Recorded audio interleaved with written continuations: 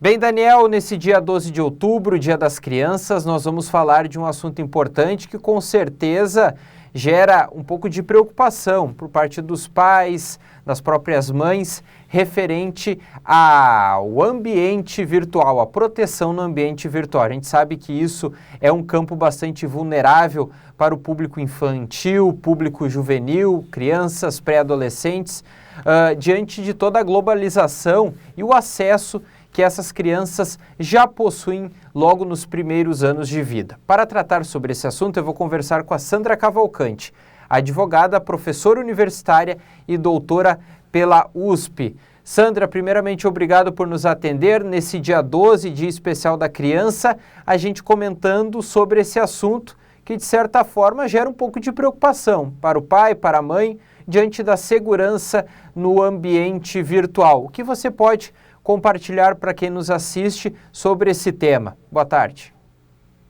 Oi, boa tarde. Obrigada pelo convite. Boa tarde para todos os seus ouvintes. Esse tema é um tema necessário, um tema urgente e que está preocupando muita gente, né? Se não está, deveria estar preocupando. É nítido que mudou a forma de ser adulto, a forma de interagir, e inclusive a infância e a adolescência. E a gente está vendo situações de realmente risco de doenças, problemas cada vez mais mentais, de comportamento, de convivência. As pessoas estão se sentindo muito sozinhas, muito embora tenham milhões de seguidores e estejam ocupados o tempo todo nesse mundo digital e muitas vezes excedendo a quantidade saudável. A gente tem várias epidemias. A gente está tendo, por exemplo, uma epidemia de miopia entre crianças e adolescentes. E não se tem dúvida de que é decorrente desse excesso de telas. Ok, Sandra, a gente sabe que a conexão, estar conectado, estar online em todos os ambientes virtuais, redes sociais, plataformas, enfim, isso é um campo infinito de possibilidades. A gente sabe que isso, essa geração agora, que acaba entrando, praticamente já nascendo nesse mundo, já sabendo utilizar um celular, propriamente um computador, a gente sabe que isso acaba, obviamente, tendo um lado positivo, que é a agilidade dessas crianças nesse tipo de cenário, de conectividade. A gente sabe que isso é um mercado muito grande e que vai crescer ainda mais, porém, existe o lado ruim disso, que é a falta de convivência com pessoas, algo tão comum que a minha geração conseguiu praticar isso, propriamente a sua geração e todas as pessoas que chegaram antes das tecnologias. Como você enxerga isso na geração que está vindo e que já está se deparando, já está nascendo dentro desse mundo todo conectado? Esse é o principal desafio, porque os adultos de hoje não passaram por essa situação atual, né, que envolve essas infâncias e adolescências. Então, do básico, desde o início já é totalmente diferente. E claro, a gente precisa prepará-los para tirar o de melhor e de mais importante, essa potência toda que são esses dispositivos, essa conectividade. Mas, por outro lado, uma coisa é você saber utilizar esses aparelhos eletrônicos, outra coisa é você saber o que fazer dele, ou com maturidade, o que pode e o que não pode fazer. Então, essa maturidade, essa compreensão mais plena da vida ainda está na mão dos adultos, né, dos pais, dos professores. Então é preciso, sim, falar sobre isso, orientar esses adultos, até inclusive para saber a partir de que idade possibilitar esse acesso a esses dispositivos eletrônicos. Para você ter uma ideia, na Sociedade Brasileira de Pediatria se coloca que de jeito nenhum telas, zero telas, antes de 2 anos. Então, tela de celular, de computador e de televisão. E entre 2 e 6 anos, apenas 1 hora por dia. Então, veja que desafio que a gente está enfrentando, porque as recomendações dos especialistas divergem muito do dia a dia que a gente presencia nas ruas, nas casas, né? Então, é, o começo de tudo é isso, é a gente saber que risco está envolvido, o que a gente já entende que está acontecendo, né, por conta desse acesso fácil e comum, e como fazer com que essa experiência seja saudável para todos e que a gente proteja essas infâncias. Sandra, e quem coloca esses limites, obviamente, é os pais, é os familiares dessa criança que está nesse mundo inserido. E até eu cito um exemplo que possivelmente quem está em casa e também você, Sandra, já deve ter presenciado. Às vezes a criança está muito agitada, talvez não quer parar muito quieto. O que o pai e a mãe fazem? Pegam um celular, botam um desenho, algum tipo de conteúdo que possa fazer essa criança se acalmar e ficar ali acompanhando. E aí eu falo de crianças de 1, 2 anos, até antes mesmo dessa recomendação de telas que se tem. Você acredita que os pais também precisam estar preparados para esse tipo de educação diferente? Não tenho dúvida. Né? Essa é a grande questão, né? A gente não está preparado, os adultos não estão preparados de como fazer, e algo que a gente já tem certeza é que essa formação humana, né, nessa primeira infância, que é de 0 a 6 anos, é essencial a troca, o olho no olho. A criança precisa de uma interação recíproca, que a tela não dá. Então, quando ele sorri, ele precisa ter um outro ser humano na frente que precisa sorrir de volta. É dessa forma que se compõe, inclusive, a capacidade cognitiva desses seres. Então, o que a gente já está descobrindo é que tem limitações cognitivas sendo criadas para essas pessoas que, desde a tenridade, estão diante dessas telas muito brilhantes, né? Uma coisa muito acelerada ali, e que está gerando muitos impactos negativos lá na frente. Não só depressão, mas impaciência, estresse e, infelizmente, dificuldades cognitivas de aprender, de criar. Fica tudo muito passivo demais.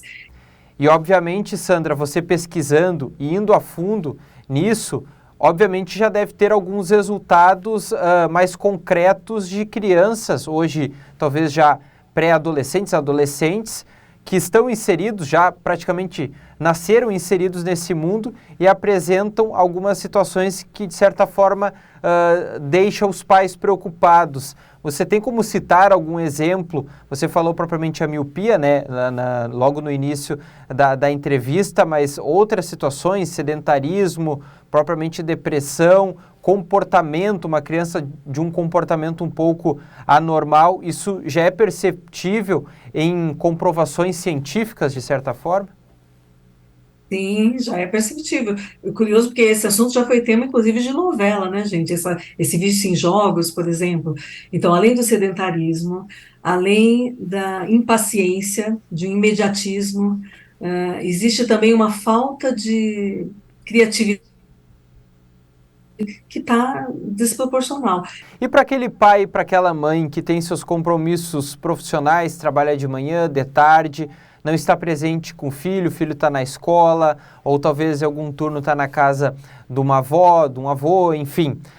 Como é que fica essa negociação com essa criança, onde o pai talvez não está presente por conta desses compromissos profissionais e acaba não acompanhando esse crescimento dessa criança e talvez não percebendo que essa criança está, digamos assim, conectada de uma maneira mais forte, mais intensa, sem esse pai, essa mãe conseguir visualizar isso. Como é que fica? Qual é o caminho para esse tipo de cenário? Minha notícia não é boa, né? Dá trabalho criar, educar, só que é melhor a gente cuidar agora para ser beneficiado lá no futuro por pessoas plenas, capazes, íntegras, inteligentes e socialmente adaptadas, né, do que termos grandes problemas, né, talvez até insuperáveis daqui a pouco. Então, quando um filho pede ou quer colocar o dedo na tomada, ele pode chorar, espernear e não tem jeito, você não vai deixar, porque você sabe as consequências daquilo. Então, o que está acontecendo é que o pai e a mãe fica tentado, né, a dar dispositivos, né, às vezes muito cedo, tem crianças, eu já tive notícias de crianças chegando com 4 anos de idade na escola com celular. Então, isso é inadmissível, gente, porque é muito perigoso. Mas, com certeza, está todo mundo vítima, porque os pais não têm noção do risco de embotamento da capacidade intelectual do seu filho que ele está fazendo com aquele, né, simples, né, entre aspas, inocente dispositivo ali na mão, que ele pode fazer joguinhos, pode, mas como ele está num momento de extrema plasticidade cerebral, ele precisa ser incentivado com criatividade, com situações tridimensionais, que é essa vivência plena, né, fora da tela, para ele não, no futuro, não limitar aonde aquele seu filho pode chegar. Então, na verdade, a gente precisa alertar esses pais, eles têm que se informar, eles precisam, de fato, os combinados vão ser a partir de outro momento. Nesse primeiro momento, ele vai chorar, espernear. O nome do curso que eu desenvolvi lá na USP é Cinto de Segurança para a Internet. Então, quando o filho vai no carro, a gente pequenininho, a gente é que põe o cinto de segurança nele.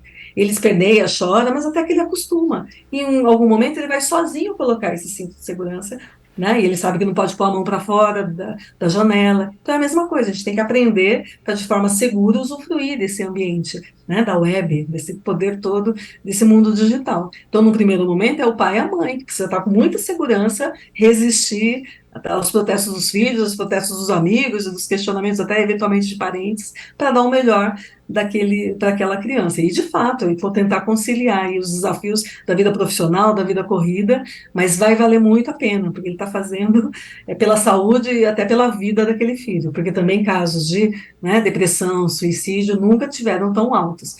E está se tentando, né, enfim, entender o que tem acontecido, mas sem dúvida a solidão gerada por esses dispositivos está sem precedentes.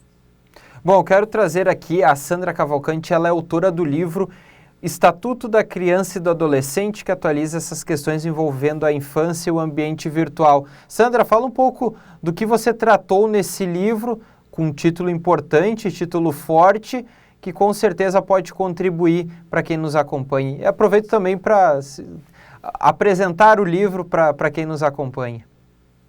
Ah, ok. Nós somos em 10 autores, na verdade eu sou uma das autoras, e o subtítulo é Entre a Efetividade dos Direitos e o Impacto das Novas Tecnologias.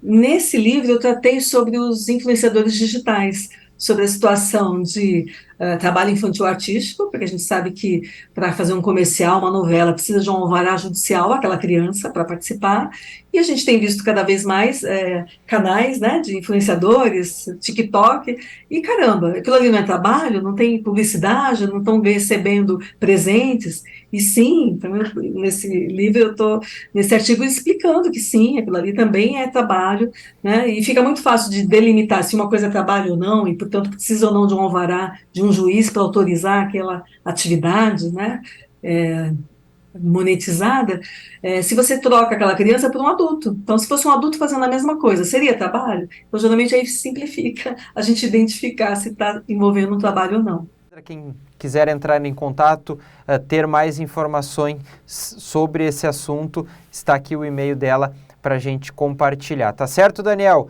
Volto com você aí no estúdio.